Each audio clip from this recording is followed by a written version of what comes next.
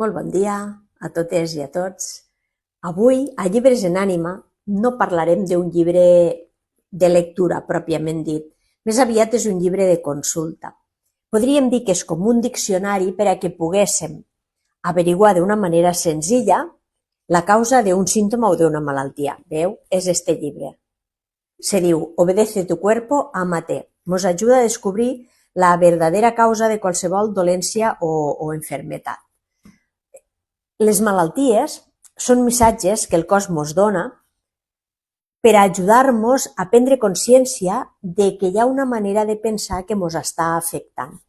El cos al final és el reflexe d'allò que tenim a la ment.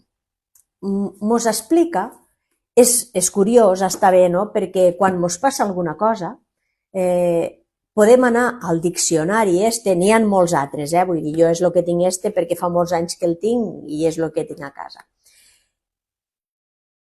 Quan ens passa alguna cosa, nosaltres el que fem és, evidentment, anem al metge, ens miren el que ens passa, fem el que el metge ens mana, una cosa no està barallada amb l'altra ni és incompatible, al contrari, és totalment compatible, però després el que fem és agafar el llibre i buscar, tinc aquest problema, busco a veure on està el bloqueig, la causa que me pot provocar aquest problema. Per exemple, en problemes d'oïda, no?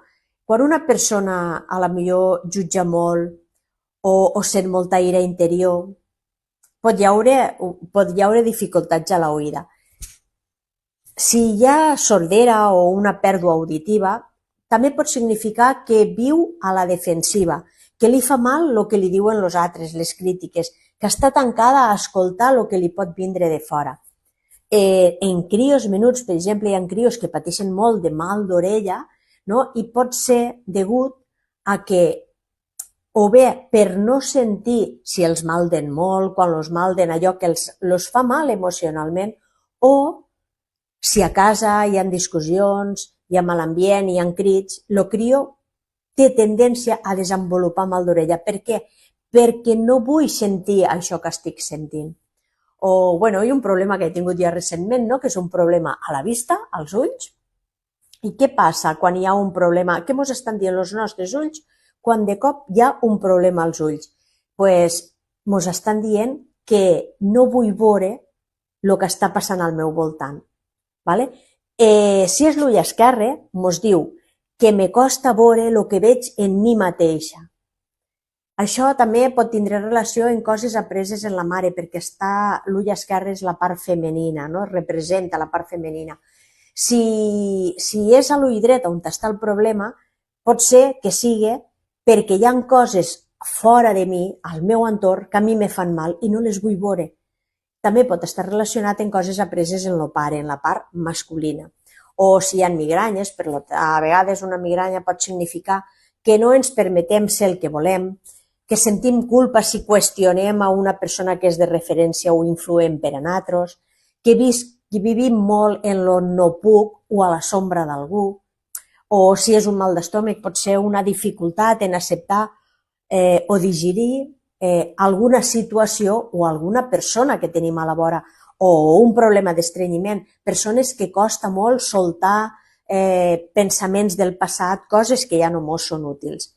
O la fatiga, per exemple, no? A vegades quan hi ha una fatiga sense motiu, pot voler representar, quan hi ha aquesta falta d'energia, no? És que tenim una falta de metes concretes, d'al·licients, de coses que ens il·lusionen, o que estem massa agafats a pensaments de preocupació, a pensaments de temor, i això què fan? Això ens bloqueja i desgasta moltíssima energia.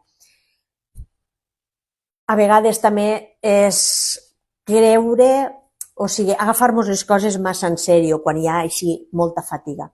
Al final és igual, perquè aquí estan tots els símptomes, totes les malalties més habituals, de les coses més poqueta cosa a les coses més importants.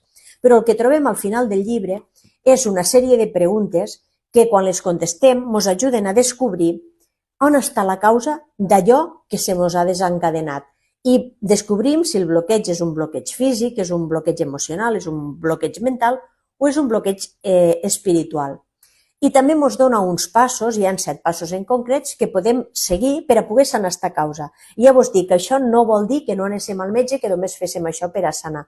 Però, paral·lelament, fem això, perquè si eliminem la causa serà més fàcil que se resolgui el problema. I, bueno, pues este era el llibre que vos volia compartir esta setmana. Espero que vos sigui útil i res més. Ens retrobem la setmana que ve.